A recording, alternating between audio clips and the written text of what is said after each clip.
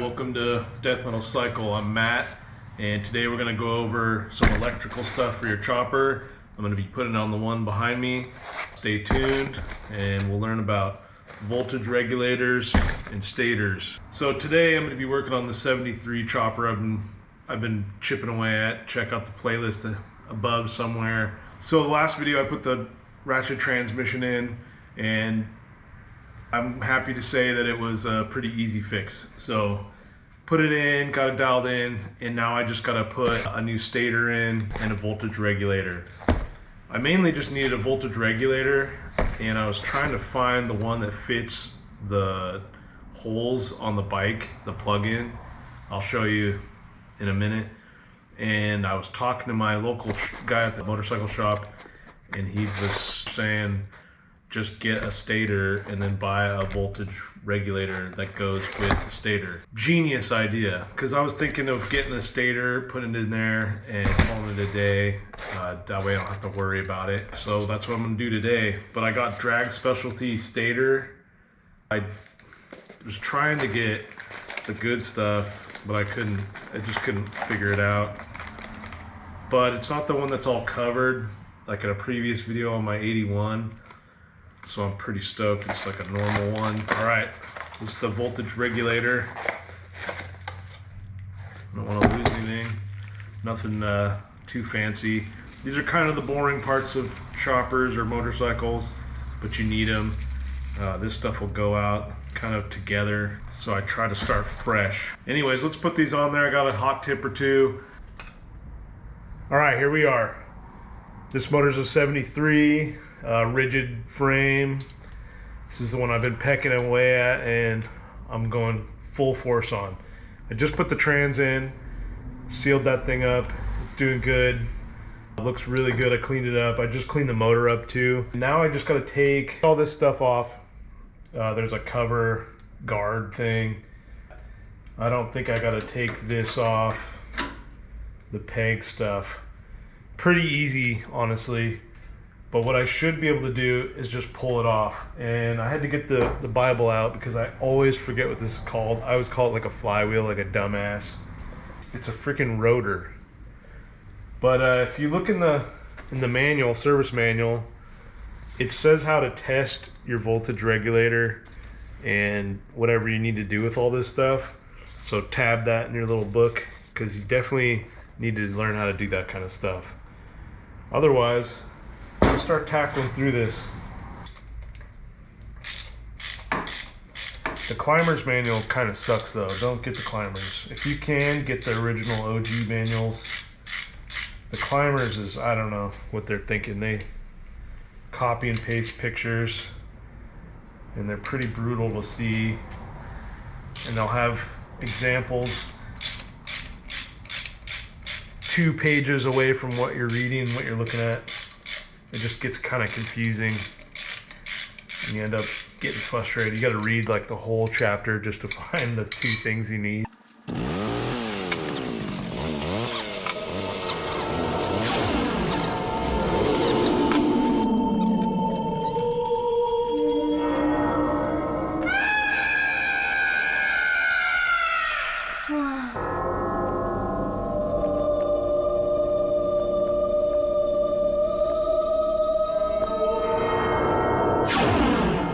Okay, we should be able to pull this thing out. There we go. So these rotors have magnets in them, and I just look for cracks and all that stuff. These are pretty expensive, so they last a long time. I'm gonna try to clean all the oil out of this one, but this one looks good. The magnets is what makes it hard to get off. It just sticks in there. Okay, let me give you a little close-up of this. The stator has these screws, and the wire that goes in the back, see those 2 screws in the back there? Those hold the wire to the plug. Okay, so here's the plug for your regulator right there. So normally you need to buy your regulator, your voltage regulator, to whatever that plug is. A lot of people will go by the year, but I go by that plug. You can buy any stator and just buy the regulator that goes with it. It's easier that way, unless you're on the side of the road or something, then you gotta buy whatever that plug is. But just a little pro tip, if you're gonna do all this from scratch like I'm doing, you can just buy this in one unit. You don't even have to worry about what year or anything. Just get the one you think's the best or whatever. Another pro tip is, shout out to Hog Supply. He just did a short on these 2 screws back here. Supposedly those goes all the way through the case, so those might leak. So when we put those back in, I'll put a little sealant in there, screw those bad boys in. But that's a good heads up. That's why you're leaking so much. Sometimes it's not the bearing. I haven't had that problem, but shout out Hog Supply for that one. So let's chip away at this thing.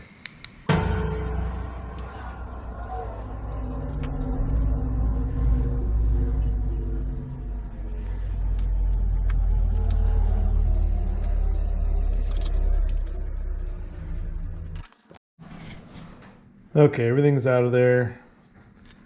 All the bolts and whatever, screws I should say. Got these 2 in the back on loose. One pro tip is get the right screwdriver, push as hard as you can and break them. Don't break them, but break them loose.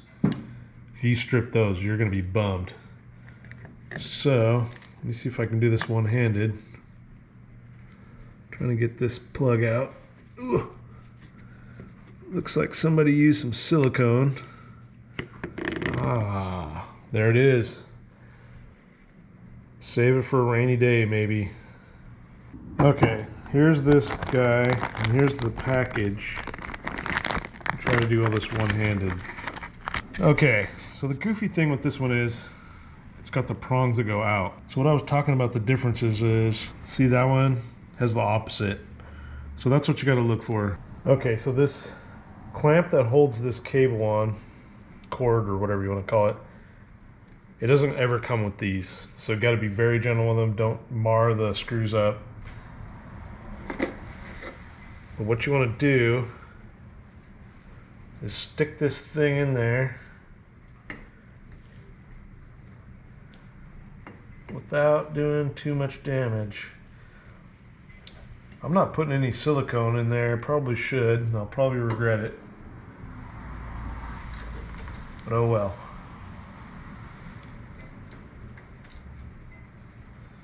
Okay, you got to push that thing way in there. So you got to be careful. Because I'm going to put my favorite stuff on these tiny little screws. Don't need much because they go into the case. There's 2 holes apparently will leak oil. I don't need that in my life.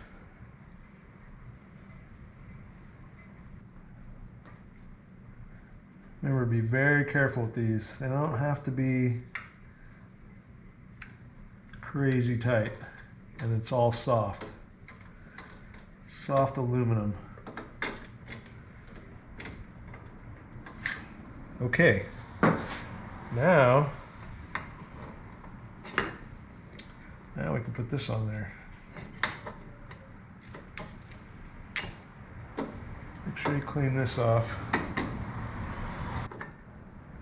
Okay, just make sure that cable in the back isn't all messed up.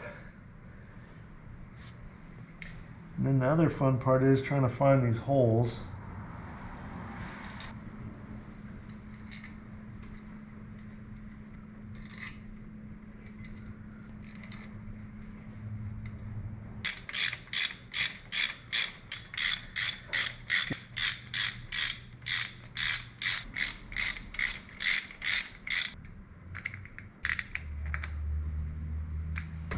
Okay, I would call that installed. Let's put this rotor back on.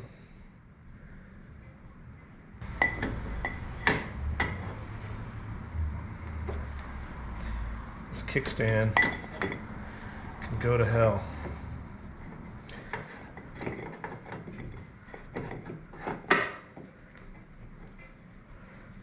Okay, there we go. Okay, so I got the old one in this box with all the screws and the parts it needs. What I'm gonna do is I'm gonna save this and write 73 cone used. And I'll put that in my stash. And if I ever go on a longer trip than 1,000 miles away, I'll bring this for a backup. Also, in the climber manual, it doesn't say the torque specs for those bolts inside. So that's kind of annoying. Okay, so the next thing is voltage regulator. This guy. And unfortunately, I don't have any screws to screw it on the mount. So this isn't going to be very entertaining, but you get the gist of it. So here it is, brand new. Always comes with a long cable because the end's got to go all the way to the battery. Okay, first things first with these voltage regulators. They always come with some electrical thing to put on your battery. And they never put it on here, so let's do that before I forget and it gets all gummed up. I don't know why they don't do it. Seems like a waste of my time.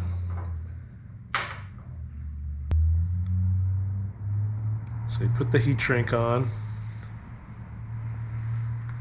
Now we're getting somewhere.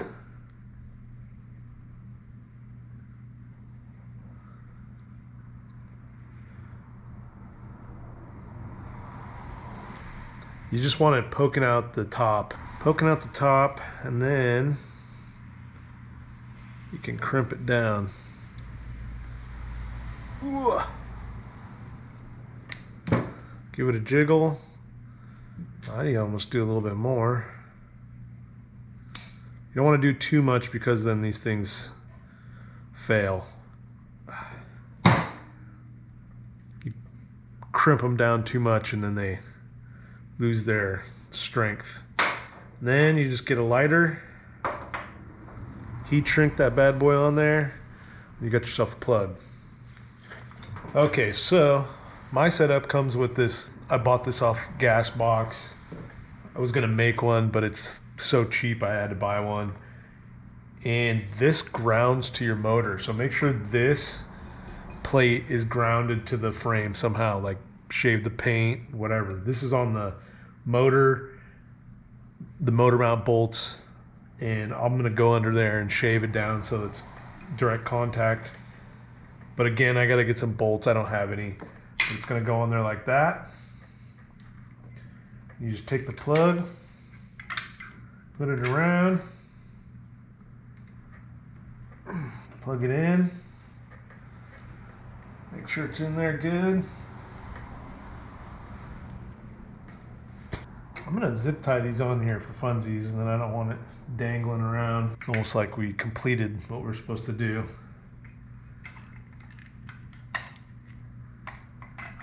All right, there it is, plugged in, bolted in, sitting there. I try to tuck this wire going into the stator behind. It's something you got to look for. Make sure this thing's pushed in there really good.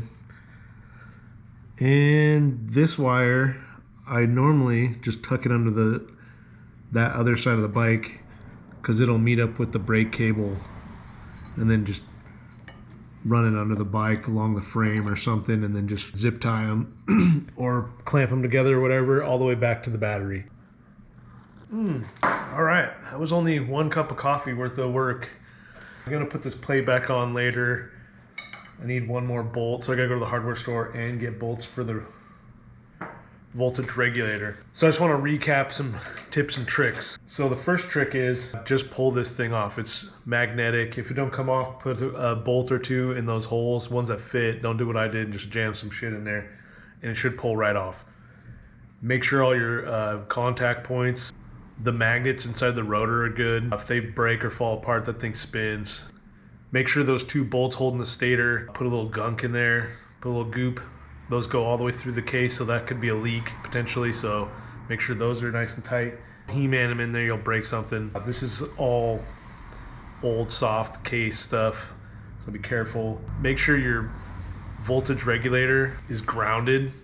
I had problems like that before and it wasn't grounded, so it would send random amounts of voltage all over the place. Other than that, it's pretty easy to do. I'd give it a couple of sips of coffee worth of bullshit you gotta do. I'm not sure if everybody knows how these work, but your battery powers your bike. So if your bike is running off power, your battery needs power put back into the battery. So what the stator does is the magnets inside create power. I'm not gonna get that involved. And then this regulator turns it into 12 volt, sends it to the battery. So every time the battery starts getting lower, it'll keep it up at 13 volts or whatever above 12. And that's pretty much how it works. So once your battery starts cooking, you know your regulator's smoked and potentially your stator. The other thing is if you weld with the battery hooked up, you're completing the circuit with your coil and all that, you'll smoke one of these things. That's a big tip right there. I've done it a few times and it scared me, especially with something with electronics and not points. You'll smoke all that stuff and you'll be chasing what it is. The other tip is this connection, you can change both of them just by the same thing. This is the older style with the prongs that come out, and I think don't quote me, like 76, I don't know the years, but 70s, late 70s and newer, like 80, they have the female type, so the plug goes into the holes. This is the male type where the plug goes onto the two prongs. This 73 chopper's coming along. Now that this is all dialed in, I'll put the belt on and all the primary side, and after that it's all the fun stuff. So stay tuned. I'm going to be doing a lot of little simple stuff. You might learn something. The Springer is going to be a fun one. Not for me, but maybe for you, because I'm going to have to get someone else involved to help me with that. That involves a lathe and all kinds of stuff. Thanks for watching. Stay tuned for more build stuff on this. Head over to my website. I got lots of stickers and cups and merch and stuff. All that money funds my gas tank. Peace.